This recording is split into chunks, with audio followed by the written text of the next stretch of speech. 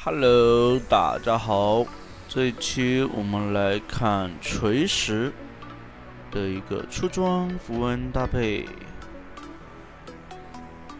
还有它的兑现情况。随着版本来到了后期，射手玩家，又开始，说实话，就射手玩家的装备真的是一天一个样。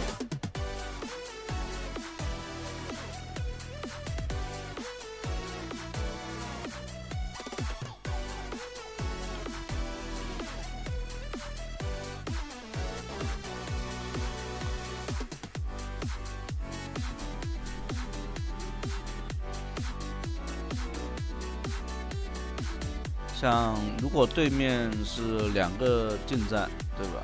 不，是辅助是那种手短的 E 技能就可以直接找机会，但是个卡玛没那么容易。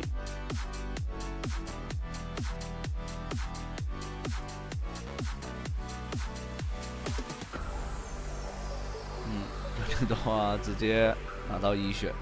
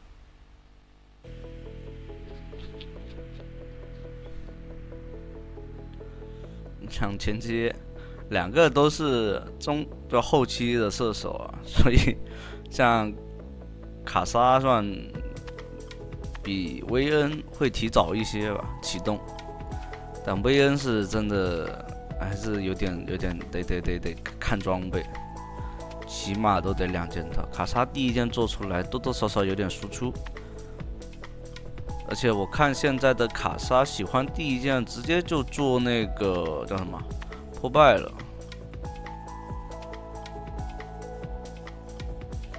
像锤石的 Q 技能一定要去学会预判，你不会预判，那你就直接把 Q 留起来，不要乱 Q。或者说这里 Q 小兵，然后作为位移拉一下，看到没有？这里的话就预判了。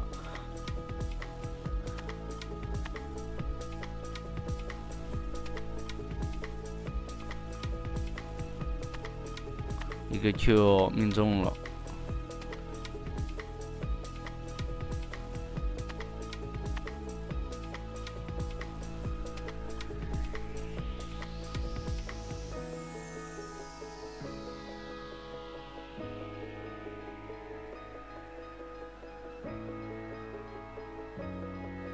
这里的话，队友想越，所以直接进来扛，扛完3下就直接走了，后续就交给队友去解决。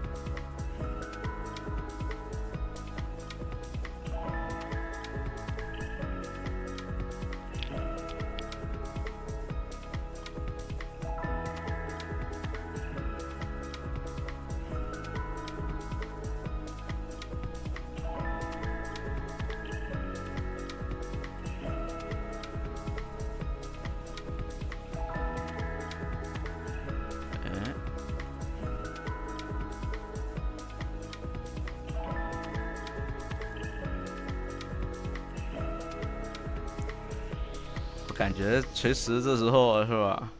这酒后哥比较放松，在那讲故事呢。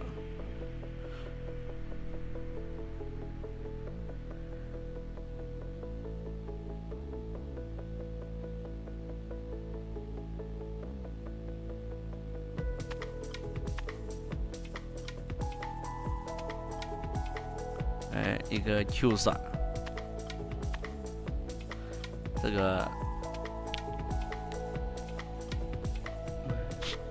感觉有个点，因为这边是一直有在听那个酒后哥在那讲故事，就是讲他接了一个进的那种爵士进的单子号，然后接了5000块钱人民币啊，然后呢说后面说先给2000块钱定金，然后都快要再打多几把就要上国服前10了，国服前10的话就是可以拿那个爵士的那个标嘛。然后那个定金还没有打过来，然后就直接问那个工作室的，他怎么样，然后后面实在没办法，又被拖嘛，要去找老板，老板又闹那种闹这闹那的，反正说什么钱已经花了什么什么的，然后后来，然后后面这种事情就不了了之了，笑死。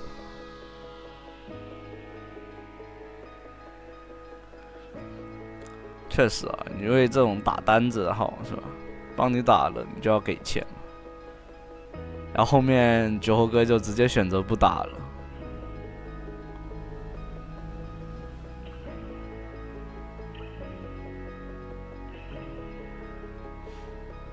但我感觉酒后哥还是有点单纯的，觉得那个人还会就是这个中介还会把这个钱给他，但大概率是不会给的了。那句话啊，只拖不欠是吧？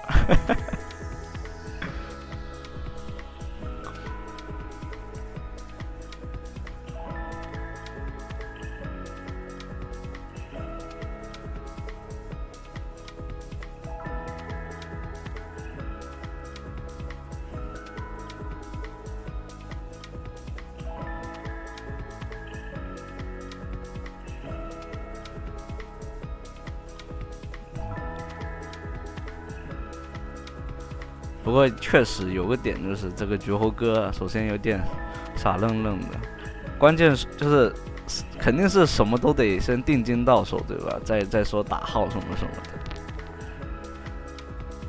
那说明一个点，这个还经常被欠啊，被骗啊，说实话。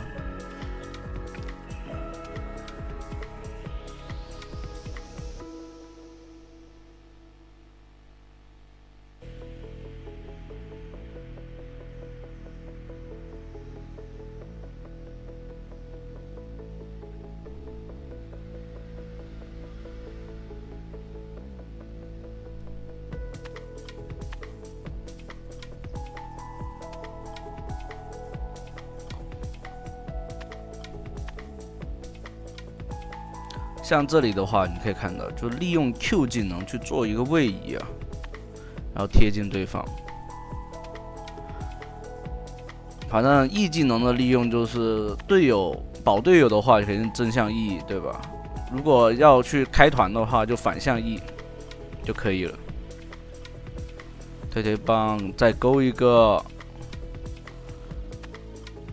完了，海克斯闪现也跑不掉了，这太深了，这不该这么打。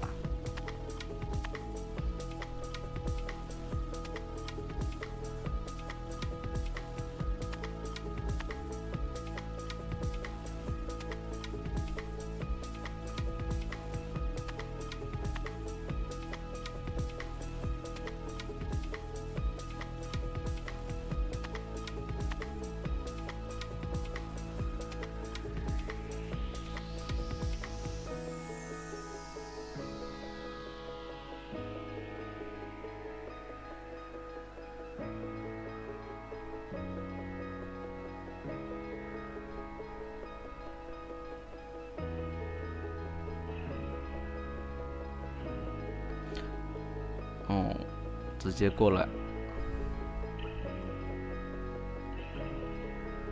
这个 Q 没给出来，开个大招保一下队友，一技能推一下，这里落地一个 Q， 给个稳定控制，让他没那么容易进场。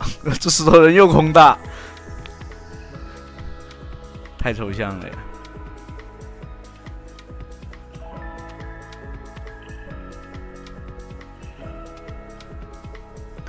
像前期在线上用 Q 技能给对面的那个压力啊，其实很大。说实话，这个锤石的操作啊，你们就沉浸式的去学就好了。我都没什么太多讲的了。这个英雄主要是有些老英雄啊，说实话太老了，除了一些细节要处理一下。没有太多的，而且他这局也没有说因为线上打不了，反而是就是因为线上打得过，所以没必要说太多的去野区做事情。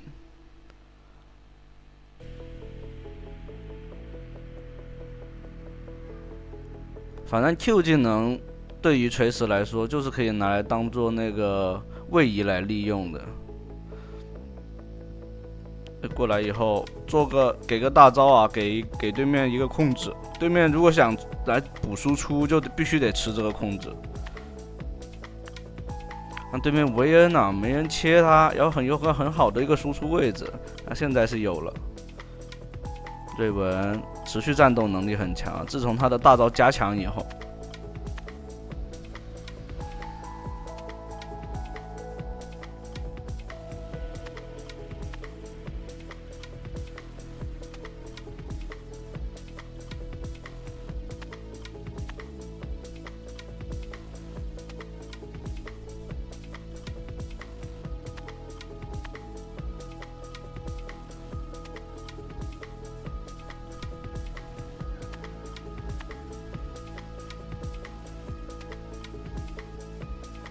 说实话，你们有没有让那些就是说代练的帮你们打账号啊？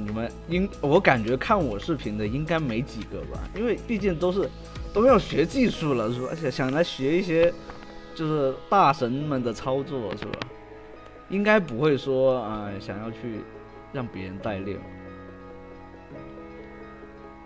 不过说实话。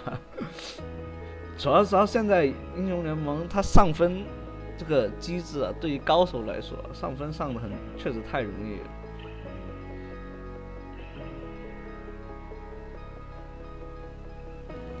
而且想拿 S 评分，对吧？拿那个多星的话，很多玩家是拿不了的，大部分是混。所以对于一些高手来说，他上分就很容易。一个 Q 没中。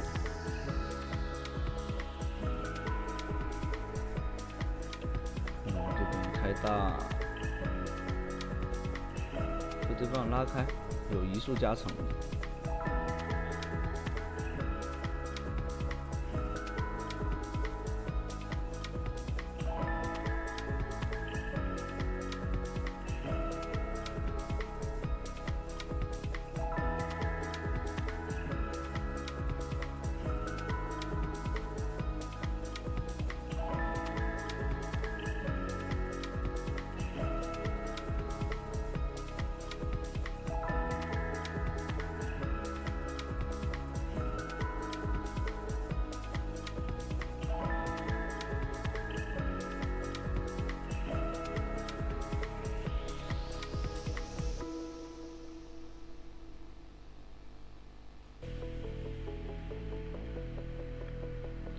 打最后的团，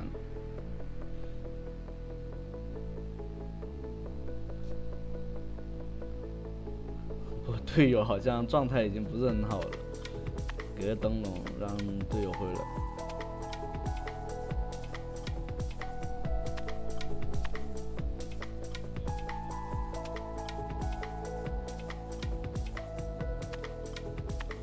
像这种情况下，你的身位是要比那个队友站在靠后的，这样的话，队友可以捡你的灯笼当做位移拉开距离。